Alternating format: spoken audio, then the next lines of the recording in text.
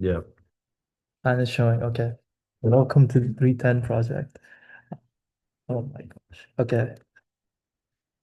First, what we do is No, go out, reset everything, and then to start the server, no. You took a comment. that's fine. Okay. Well, restart No, the it's thing. fine, it's fine, it's fine. All right. Okay. That starts the server, and Blooper. then uh run the front end. And then just like either click on the link or copy paste it into your browser. And welcome Okay. to Insight UBC. Yeah. And then let's open the network tab. Okay. So what we can do is get started, and then we can, oh wait, let's remove this. That's a blooper for our Remove little it. remove data set function. Okay. We can add a data set here with the name and choosing a file. Let's put an invalid one first. With the valid data set, it's going to tell you that the The data set ID ID is is, invalid. yeah, or a duplicate. And then this is invalid with valid name. Tells you the data set itself is invalid. Okay, next we do valid valid. And then you And you go. can see it. You can see the ID, you can see the rows, and you can also delete with the trash can button. You just have to type the name, the ID of the data set you added, Yep. and then we list them out without having to refresh the page. As you can see, we're doing our network calls, so it works. Let's list out like two of them here. Sections, or let's call this Courses. courses.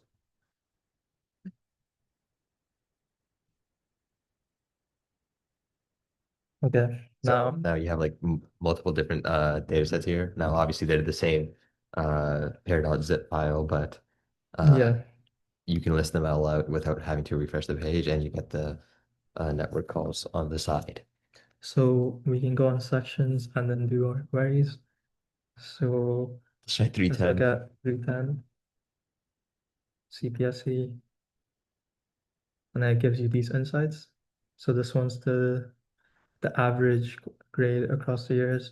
This one's the number of people that failed the course and passed the course across the years. And then this is the number of students that took the course every year. And these are pretty useful insights because like you can obviously see like as a student you would want to probably know like the average across the years for like a course to determine the difficulty. The pass fail rate also helps because like if a course for example has a very high uh like pass rate with a very high percentage, but then a fail rate that's like very low, then like you probably want to take that course. So that also helps with that insight. And also you can see the number of students enrolled in a course. So you can see which courses are actually like popular among students with trends Yeah, and you can such. hover over it for more information. And also if you put invalid things, for example, CPSC or like forestry, which is not a valid course ID. It's just going to return no Yep. data because obviously there's no data available for a If you name like put that. a valid one, but with like an invalid ID, ABCD, same thing. It doesn't give you any valid courses. Um, we can also test some more courses. So let's put like Math 200. Maths 200.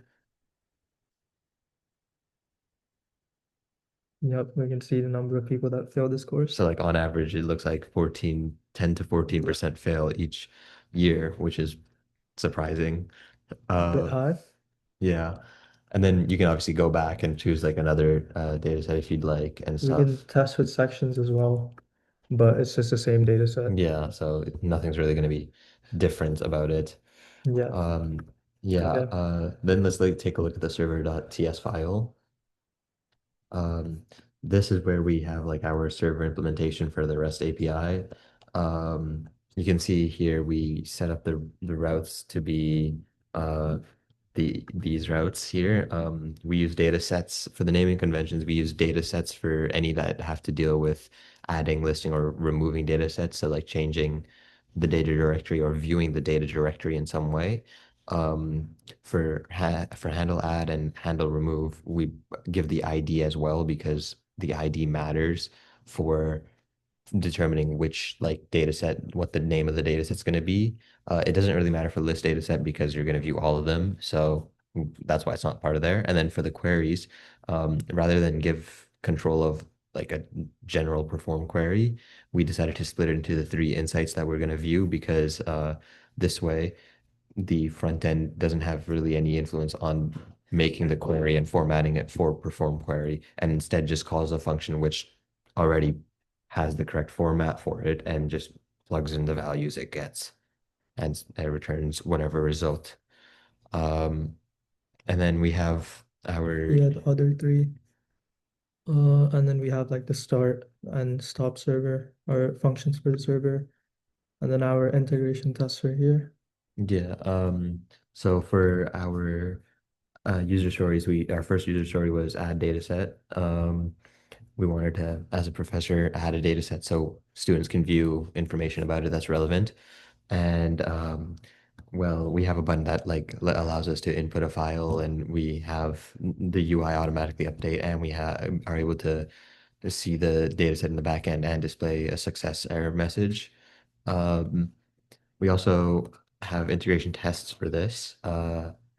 Here we have like some of the tests. One of them is like an we're just sending an HTTP Oh, request, so let me just and run this while yeah. explaining. Yep. So here we have like we create an HTTP request, and using super test we send that request, and then we expect the results to be the code 200, which is okay, and then we should have the body contain the name courses because that's the name of the data set we're adding. Uh, as you can see, our tests for add data set all pass, and we have like some other tests for like making sure that it appears in the list properly. It doesn't like add a data set with an incorrect ID, and it does not double add with the same name. So we have all of that, and then we also have user stories 2, 3, and 4. So user story 2 is removing data set. Yeah, it's just like as a professor, you want to remove them so that they don't view courses that aren't relevant. And we have tests for that as well. And you can see here they all pass deleting and then deleting on one that doesn't exist creates a not found error. Deleting on an invalid ID returns an error and all that stuff. And then we want to be able to also view the listing of the data sets. So as a student, you'd want to obviously see which like information, which data sets you can query and view. And we also have tests for that here. Um, we just like make sure that it returns when there's one element, when there's no elements, it returns. And we can see that our tests for list data set pass as well. We're obviously creating an HTTP and then just checking the results of that request. And then we also have our fourth user story, which is viewing an insight, specifically the age year graph, or not age year, average year graph, in which for a specific course with a department and an ID, you can view the distribution of the average over the year. Um, and we tested it with a valid call.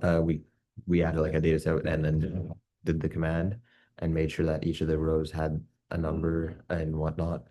And then we tested on like invalid fields where the fields actually don't exist and stuff.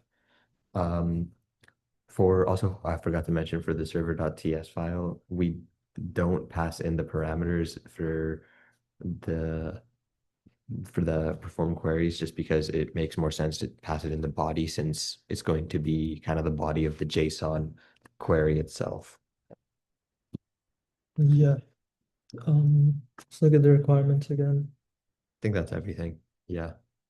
All right. Thanks for Hold on, watching. hold on. Yep. All right. I Look think good. that's All right. everything. So Thanks for thanks for watching.